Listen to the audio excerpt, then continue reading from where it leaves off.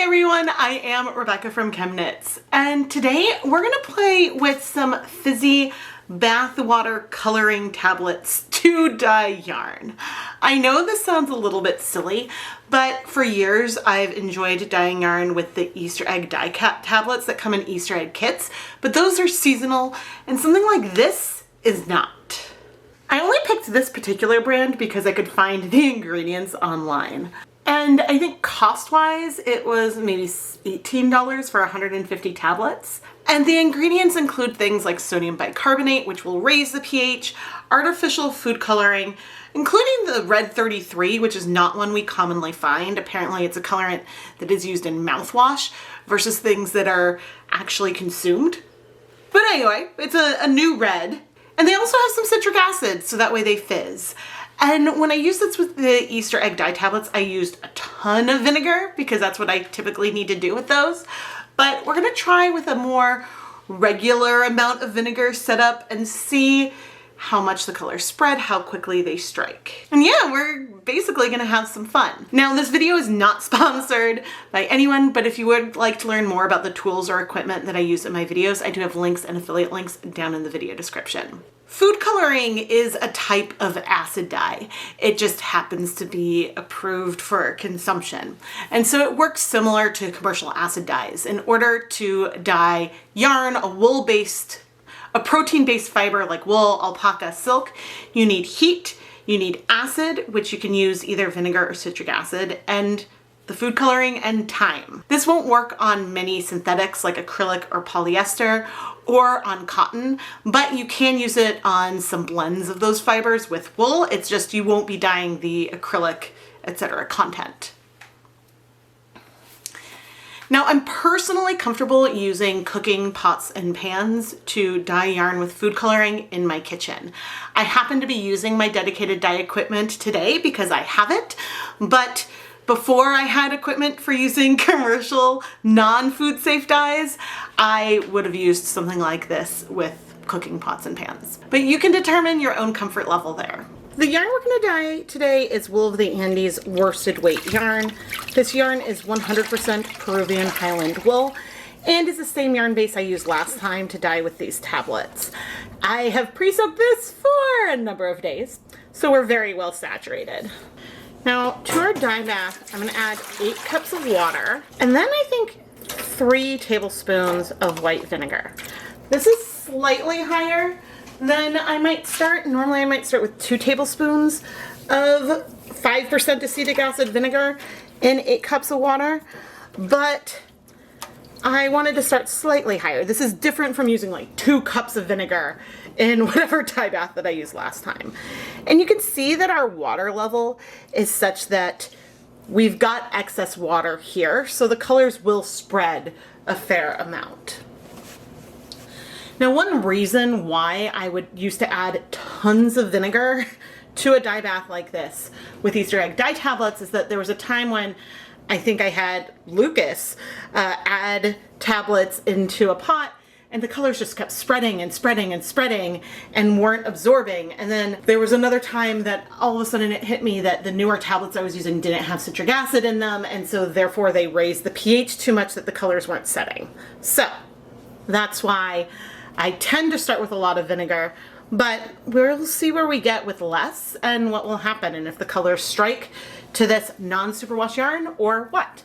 So now I'm gonna heat things up and then we'll get ready to add some color. We are nice and warm. So I just reduced the temperature so we're hot, but not like aggressively bubbling. And I, in the end, decided we should try 3 different tablets. I'm gonna put in a yellow, a blue, and a red. And I'm curious how long it'll take for them to dissolve and to spread. And I'm trying really hard to not touch them. And this is taking a lot of restraint. Okay, so the blue, you can see that it's spreading down there. It is dissolving. That one I think went more into the water, so that was a little faster. Oh, we're getting some spread with our yellow too. It's popping up over there. Now these tablets are just tiny, chalky little tablets. Okay, very quickly I am hearing less fizz. I'm hearing less fizzle. This one's almost gone. That one's almost gone. The blue has completely dissolved. And it's so weird that the color is like moving below the yarn. It just sort of seems to be hovering and sitting there. This is so odd. I thought I was gonna do a time lapse, but things did sort of hit pretty quickly. Okay, but so you see that the water level is over there, but then we've got this like puddle of blue down beneath the surface, and it's not really moving. This is so strange, so strange to me. It is taking all of my effort to not press and move this, but we are seeing some blending of the colors now, so let's give it 10 minutes and we'll see what happens in that time. Over 10 minutes, we got a fair amount of change, and the different colors we have. We've got like a grass green, a yellow green, more of a teal. We've got like orange and red and still some variation of the yellow. It's so pretty. And that little puddle of blue I saw at the bottom has kind of moved, but there is something I need to point out. I'm still trying to not touch it, but in here, hopefully you can tell, there's a lot of color in the water itself versus that color being soaked up into the yarn. And if the colorants we were using were just regular food coloring, I would have expected it to have all gone into the yarn by now, or a lot of it. But this is spreading so much from where we've used it without me even touching it, and likely that's because the sodium bicarbonate in the tablets is raising the pH, and so we are going to want to lower the pH more. And so I am going to do that. I'm going to add 1, 2, and sort of around these edges, 3 more tablespoons of white vinegar. I'm deciding to do this before we add more color just because I like what's happening and I don't want the color to overtake and go all over. So 1 cup is about 250 milliliters and each tablespoon is 15 milliliters, if that math helps. But let's go ahead and add 3 more tablets. I'm going to add them to sort of the opposite sides of where I added the first round. One thing that it's really important to remember as we watch these colors spread out over a 15-minute time lapse is that for every tablet we're adding more sodium bicarbonate. So if you were to use 20 tablets, you will need to adjust the additional amount of acid you add more than if you're just using 1 tablet. I hope that that makes sense. And so those 3 tablespoons of white vinegar that we added may aid and help what's happening with these colors. It may help some things strike a little bit faster, but also it's possible that it won't. And so we won't really know until we play with these more, but I have a feeling I'll save these for my kids to dye some yarn. And there are, 7 different colors in there, so you definitely can do like your own beautiful rainbow without having to just mix the primaries, but it's just sort of fun to see how they spread. Now, historically, we know from experience that reds strike to yarn much faster than blues. So typically I see blues spread a lot more than we do reds. But these have a combination of red 40, which we know strikes fast and faster than blue, but then red 33, which is something that we haven't played with before. And because I don't have much knowledge of that, and of course it could be a typo, it could be red 3, but maybe it really is a different pigment. I don't know how that strikes, and these reds here are spreading out a lot. So one of the next things that I'm going to want to do is to play around with these tablets on a superwash yarn, because colors strike faster on superwash than they do on non-superwash. And so that's just another variable that we can play with to explore these and see how they behave. But I will finish off this little voiceover by saying 2 things. 1, it took about 2 minutes for the tablets to completely dissolve. And 2, I'm really, really proud of myself for not touching this over the length of time that we have so far. Okay, I'm gonna touch things for the first time. Yeah, we've got a lot of color. And with the reds too. I think in order to get all the colors to strike, you really are going to need to use a lot of acid. There was a couple long time ago when I was like, okay, 2 glugs goes up to this line. This is about 1.5 glugs. Maybe we're approaching a cup of vinegar, but I'm going to add that in.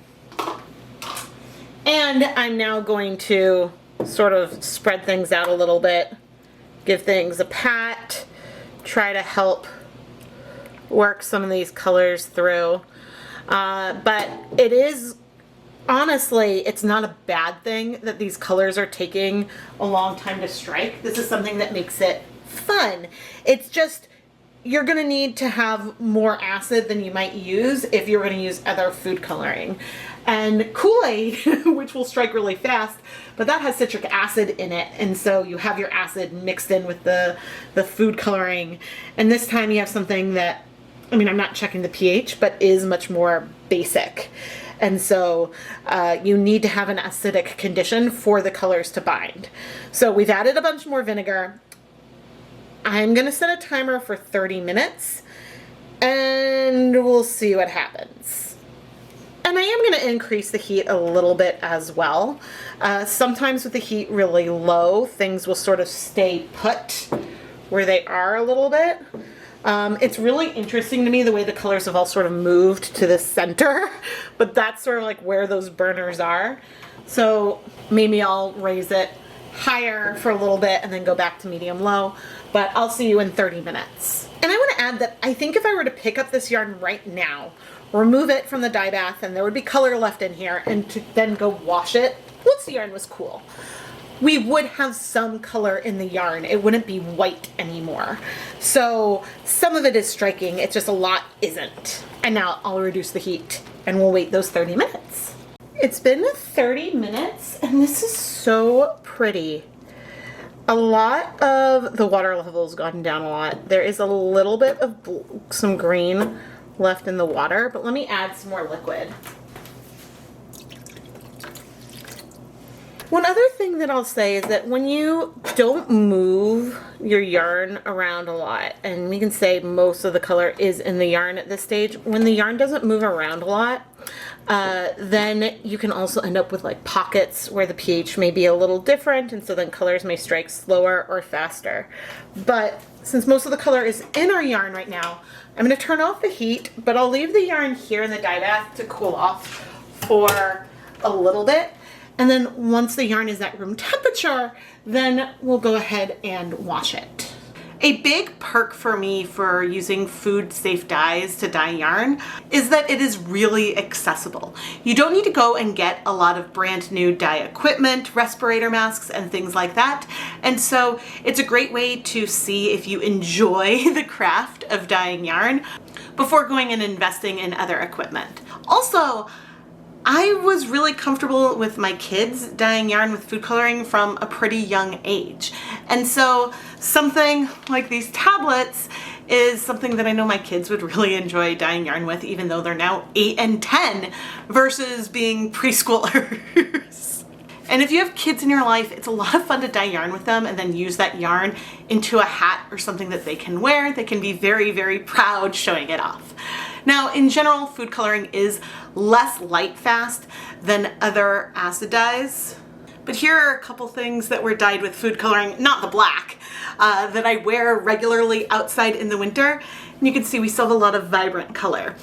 This particular blue, green, yellow yarn was the first 100% wool yarn I ever dyed well over a decade ago. Oh my gosh. Possibly closer to 15 years ago I dyed this yarn. And it has faded from, you can see the side that isn't exposed to sun versus the side that is. It has faded a bit, but I wear this constantly in the winter. So there you go. And actually the yarn in here was yarn that my kids dyed. Let's wash our yarn. I will say my house is smelling quite vinegary right now. And as I bring the yarn over, so we have a hint of some like greenish blue left in the dye bath. But most of the color is in fact in our yarn. And so this little bit of blue that's in the water right here, I would say is likely from what I just poured in. Let's add a tiny bit of some dish soap in with our yarn. All right, let's see. You know, this is not where I thought we were gonna go with the yarn today, especially where the colors were at the beginning, but I like it.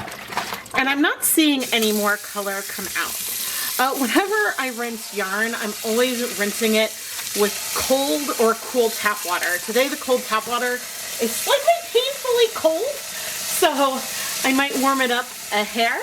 But once I finish rinsing out the soap, I'm gonna go put the yarn through my spin dryer to remove some of the water. If you don't have a spin dryer, you can lightly squeeze out some of the liquid and just hang it up to dry. But I use the spin dryer myself because I have one and it speeds up the whole process. The colors here spread out a lot. I'm really surprised by how much they spread. To be fair, we started with a lower amount of acid like I might normally do with food coloring versus a higher amount that I might use for, say, Easter egg dye tablets. But there are elements of the yellow almost throughout the entire skein. Sure, we have a tiny bit of the blue left and a tiny bit that's the more vibrant pink, and actually very little of the yellow because the blue and the pink also spread a ton. None of this is a bad thing. In fact, all of this effort has taught us something about this dye. And even though they are a little bit fast to dissolve, they spread a lot. And something about them really keeps them from mixing with the water very quickly. If you remember, they kind of sunk to the bottom. So you may want to consider, if you want the color to stay more localized, use a little bit less water, move things around with a spoon a little bit to stir. There's elements there that you can consider adapting. Ultimately, this isn't that little pigment for 6 tablets though. And this pigmentation is on par with what we saw when we used, I think, 7 tablets with the Easter egg tablets, but with 3 skeins of yarn. And just to show the increased vibrancy and saturation, oh, we're a little off camera, that we got with the Easter egg dye tablets. So while we do have great pigment here, it's not quite as concentrated as the dye tablets are. Of course, this makes sense. Easter egg dye tablets, you want to have a lot of pigment in there so you can dye Easter eggs. When you are just coloring a bath water, you don't want there to be enough pigment to stain the skin of whoever is in the bath. Right? And so therefore, you don't want as much pigment, you just want enough to see a color change. Now that I know a little bit more about these tablets, the next logical step is to let my kids play with them to dye some yarn. My kids are currently 8 and 10, and they love yarn. They do a lot of finger knitting type things, but I haven't taught them how to knit anything else yet. But I have a feeling that they're ready to learn and that they'd love to learn. And so maybe creating their own yarn will help motivate that. But why do I have a feeling we're going to go through all of the blue, yellow, and green tablets really fast based on the one kid who is the one that is more motivated to dye yarn with me?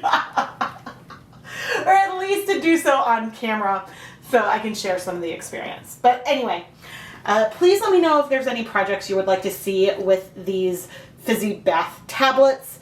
Again, the biggest perk of them is that they're available year-round, and something in them, I don't know what the Peg 8 does, but the yarn does feel nice and soft, maybe a little softer after dyeing. So, bonus. I am Rebecca from ChemKnits. Please subscribe and turn on notifications. And go and check out the ChemKnits Creations Etsy shop for hand-dyed yarn that's been featured in my videos. I always mark the yarn clearly at the very top of the item description, the dye type that I used. So if I used food coloring, that is very clearly marked. But yeah, there's hundreds of skeins of yarn that have been featured in my videos in the shop. Thank you so much for watching.